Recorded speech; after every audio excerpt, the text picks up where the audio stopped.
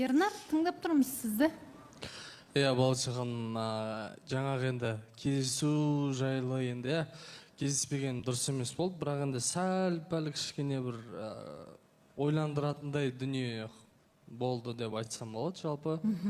Негізі мен оны Қарлығаштың өзінен де айтқам, негізі бір ашылып айтатын әңгімеңіз бар сияқты ғой, негізі бұрын соңдар қатынас, отношение дегенге бүйтіп келтіріп сұрадым, тіке сұрамасам да. Бірақ енді өзіңіз бір басын ашып айтпайсыз ба жалпы? Нені? Отношение туралы ма? Иә. Отношение менде 2023 жылы тоқтаған болатын. Одан кейін менде отношение болмады, бірақ тастағандар болатын. Мен қабылдамадым. Тастаған. Былай ғой, қарым-қатынас сіздерде, сіздің сұрап отырғаныңыз жігітпен қыз болып. Соңғы рет жүрген ара қатынас сіздегі. 2023 жылы тоқтаған болды. Қанша уақыт жүрдіңіз? Қанша уақыт жүрдіңіз? Где-то 6 айдай.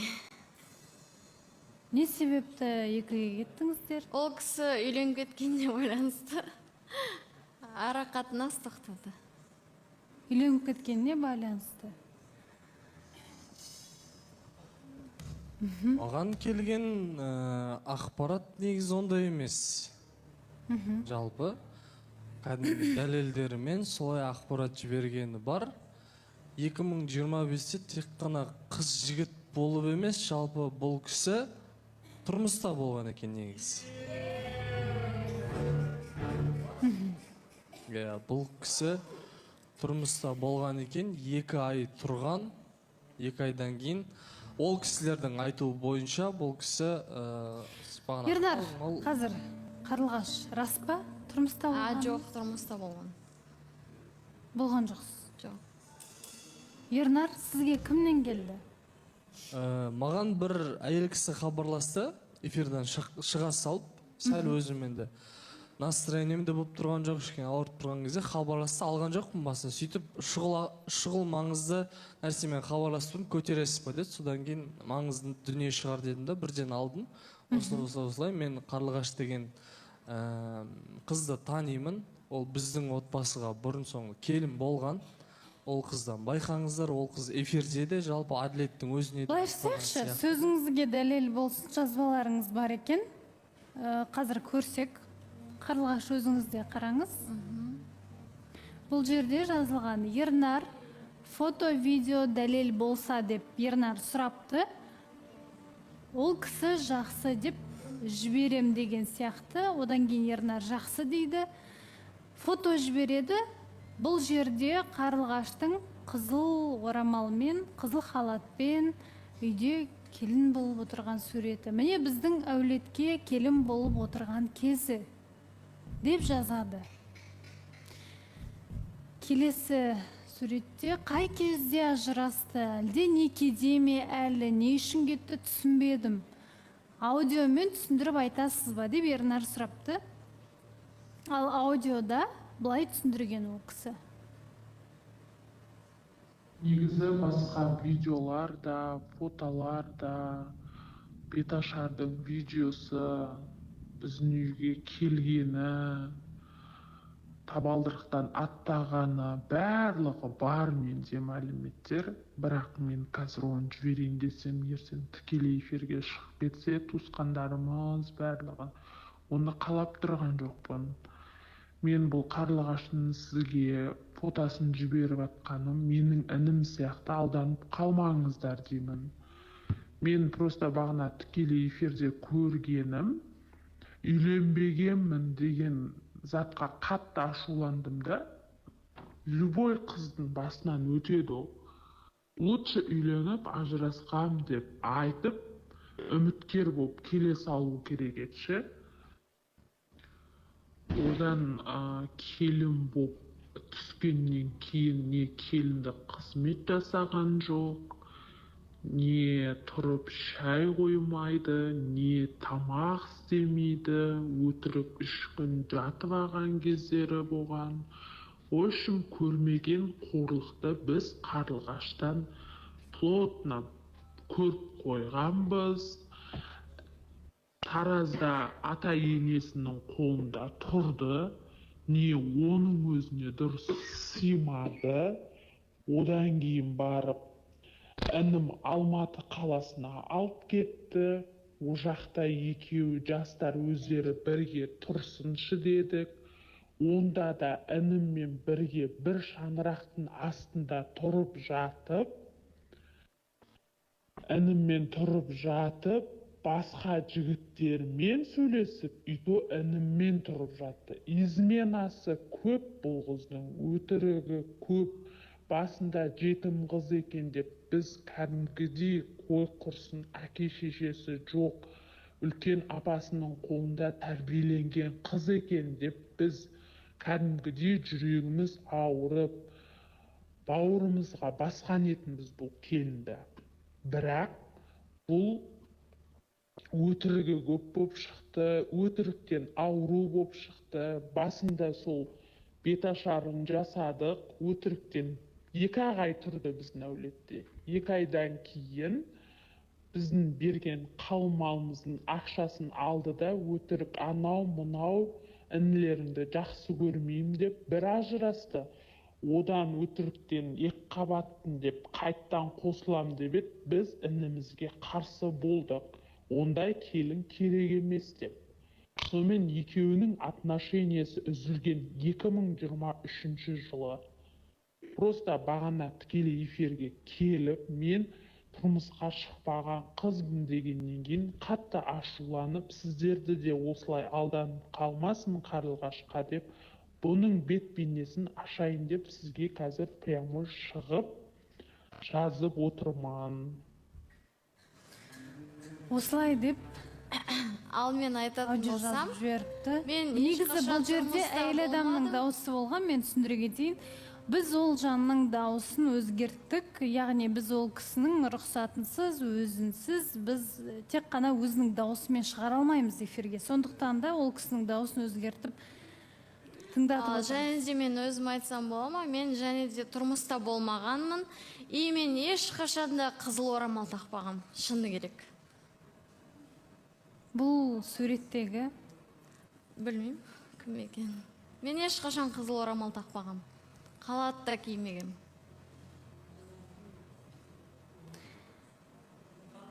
білмеймін енді.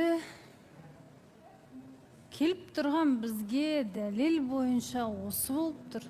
Фотодағы қыз Мен де енді просто сәйкестік фотоға бір шығар қарадым да енді ақтын-ақ былай енді любой адамды қаралай беруге болмайды ғой негізі. Содан кейін бір көрдім, сәл сәйкестік бар екен да. Қарлығашпен ана жақтағы фотода отқан қызбен кәдімгідей сәйкестік бет-әлпетінің ұқсастығын көрдім. Одан соң мен редакцияға жіберген болатын. Қалай болады екен деген сияқты. Сіздерге де осындай достоверный информация келді ма, маған осындай ақпарат келіп жатыр деген сияқты. И мен өзіне де айттым, маған ашылып айтсаң, не болып жатыр деген сияқты. Бұл жағында шынайы жоба болған соң, сен қалай барсың, солай қабылдауың керексің. Любой нәрсені, сен шыныңды айт, осы нәрсені біз екеуміз сөйлесіп көрейік деген кезде болмаған, түбегейлі ешқандай отношение ештеңе болмаған. 2023-тен бері мен ешкіммен сөйлеспедім, жүрмедім деген әңгімесін айтты. Бірақ енді фотодағы бірақ сізге ұқсайды негізі. Қарлығашқа ұқсайтын сияқты. Кәдімгідей. Қарлығаш. Менде жоқ. Болмаған менде ешқашан. Тұрмыста болмаған. Тұрмыста болмағам, және де ешқашан халат пен орамал ондай болмады, мен тақпағам да. Бұл сізге ұқсайтын жай ғана бір қыз. Ол жағын жақын көрсетуге болмай ма деп ойладым да, мен сен Болады әрине. бетіп көрейік. Әрине болады, иә. Давайте Қазір бірер жақынырақ көрейік. минуттан кейін Иә. көрсетеміз, міндетті түрде. Жақынырақ көрейік. Жақсы. Бірақ енді эмоциясын жаңа бүйтіп көрген кезде бірден эмоцияны бет-әлпетін былай жинап алды да, түрін жинап алды да. Мен потому что шок болып отырмын да, көрген кезде. Соған кейін Қалай депші? Болса Болмаған ханым. нәрсені. Иә. Айтып кетсем бола ма? Негізі алдында бір кездесу болды ғой. Кездесуден кейін кімді жаңағы Қарлығашты Байсеркеге шығарып салдым таксидің үстін. Одан кейін бізде таныс тоқтағаннан кейін жаңағы сообщение ешқандай болған жоқ. Сосын жаңағы кеше жазып жіберген, сіз осындай керемет жансыз, бақытты болыңыз деп. Сосын бүгін маған қателеспесем 10-ға таман ба, 11-ге таман WhatsApp желісінен сообщение келеді. Саламатсыз ба, қалайсыз? Сізге қазір сіздің номеріңізге бір удаленка жіберем, соны төлеп жібересіз ба деді. Маған. Иә, сосын мен түсінбей қалдым. Мен вроде кеше ғана алдыңғы күні тоқтаттық, ойбай, Ернар деп өрт. Сосын мен айттым, жоба шартына ол сай емес, Ернарға жазыңыз дедім да, мен Ернарға сыр жібердім.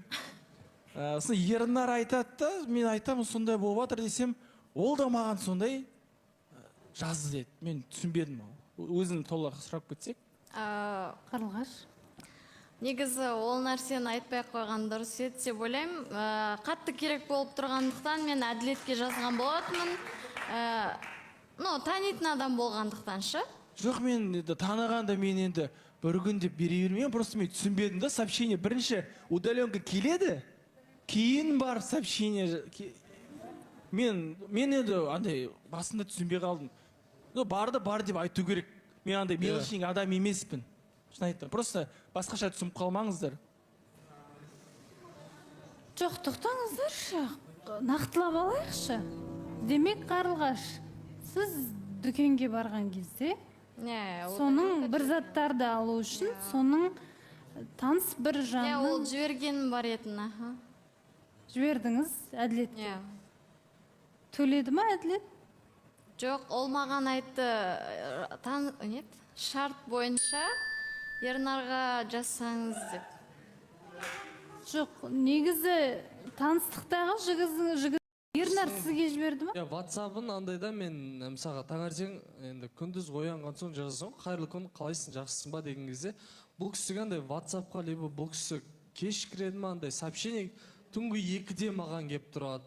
Мен ұйықтап жатқан кезде бұл кісі жазып қалады, сондай екен да, андай всегда онлайн отыра береді. Жоқ, сізге жіберді ма? Мен таңертең оянған кезде бұл кісі уже 1 сағат бұрын ба жазып қойған екен. Мен айттым, менде наличка бар, или барған соң осы жаққа мен қолма-қол берсем қалай болады деген сияқты қылып жазды. И бұл кісі айтты маған, жаныңыздағы, мен адам жанында ешкім болған жоқтан, жаныңызда біреу болса маған срочно жіберіңізші деді. Жақсы, енді төлей салғанда тұрған ештеңе жоқ. Ештеңе жоқ, қолдан тұрған ештеңе жоқ. Болсаған, мен мына жерде бір мелочный сияқты оқып қалдым да, енді бізде таныстық тоқтады ғой. Ешқандай не болған жоқ та, бірінші енді түсінбей қалғаным, бірінші келеді екен да, и потом сообщение жазылады екен. Мен ол басында көмек ретінде, давай бетіне сежеш, қазір мен саған қайтарам десе, я понимаю. Сосын мен үшін маған жазғаны да бар, вроде Ернармен таныстықта. Сосын Ернардан сұрағанда, Ернар айтады, дәл сондай сообщение маған да жазды дейді. Бірақ басқаша сумма.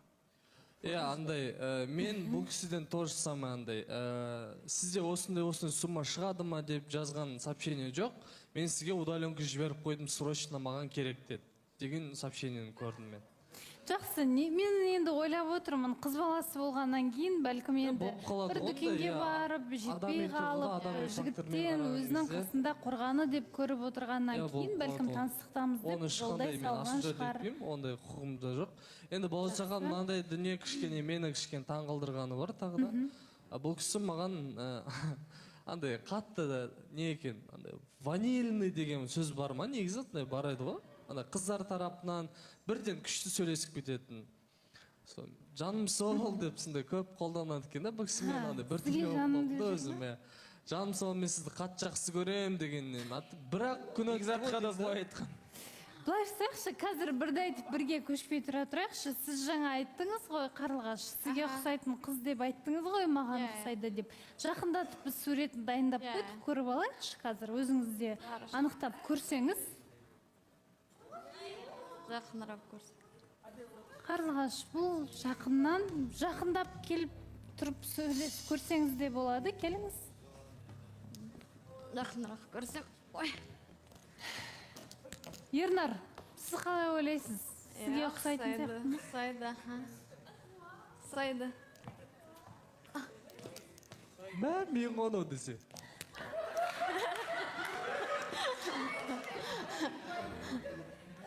ұқсайды. Қарлығаш, бұл сіз ғой? Жоқ, мен емес. Да, мен емес.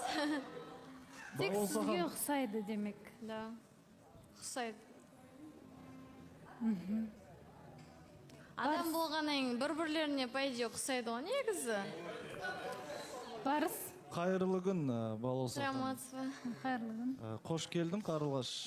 Енді білмеймін, қарындасым енді. Бұндайлық бір өтірік айту енді сұмдық мынаушы. Негізі сен білдің ғой қайда келгеніңді, Қосылайық жобасына келген бұл Қосылайық шын бағдарлама. Артың қандай болса да, алдың қандай болса да бәрі шығатынын біліп келдің.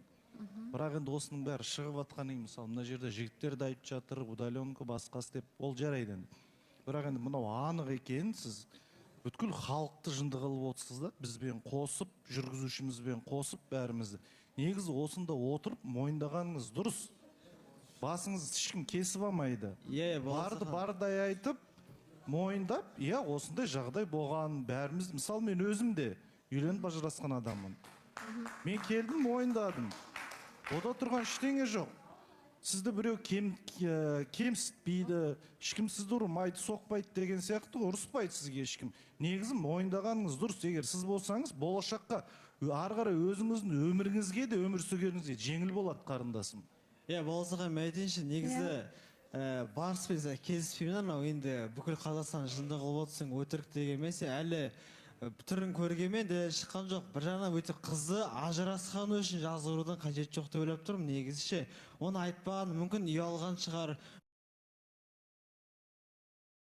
мүмкін кішкене қымсынған шығар, қысылған шығар, оны кішкене жай жеткізуге де болады да, жай айтуға да болады. Мысалы, сен өзің де ажырасың ғой, сен просто жігітсің, саған білінбеуі мүмкін, бірақ та қыз баласына бұл үлкен абырой түсіп қалғандай көрінуі мүмкін. Сен просто андай қатты айтып жатсың, сен не деген сұмдық, не деген өтірік бұл деп жатсың да, жалған деп жатсың, сен просто қыз баласына дұрыстап түсіндірсең түсінеді деп ойлаймын. Просто қараңызшы, сіз ажырасқаныңыз үшін кінәлі емессіз, Қарлығаш. Оны кінә деп есептеуден қажет жоқ. Жай ғана сіз ертең туысқандарыңыз болсын, барған жеріңіз көп ақпарат жіберетін болса, ашылса сіздің жағдайыңыз өте одан ары кішкене қаттыр жаман болады да. Бекзат, мүмкін енді бізде Қарлығаш емес шығар, мүмкін. Бізде дәл қазір жарнама